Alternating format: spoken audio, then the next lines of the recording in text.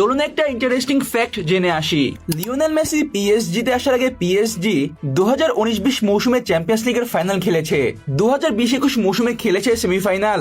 Lionel Messi পিএসজিতে আসার পর PSG 2021-22 মৌসুমে রাউন্ড অফ 16 থেকেই বিদায় নেয়, 2022-23 মৌসুমে আবারও রাউন্ড অফ 16 থেকেই বিদায় নেয়। লিও মেসি পিএসজি থেকে বের হওয়ার পর পিএসজি 23-24 মৌসুমে সেমিফাইনাল খেলে এবং 24-25 মৌসুমে চ্যাম্পিয়ন হয় এবং 25-26 মৌসুমে তারা সেমিফাইনালে উঠে গেছে। পিএসজির হয়ে মেসির ক্যারিয়ারে কোনো হ্যাটট্রিক নেই, পিএসজির হয়ে লিও মেসির চ্যাম্পিয়ন্স লিগের নকআউটে কোনো গোল বা অ্যাসিস্ট নেই। অবিশ্বাস্য হলেও সত্য, মেসির সাথে এই 2টি বছর পিএসজির সবথেকে শক্তিশালী টিমটিই ছিল।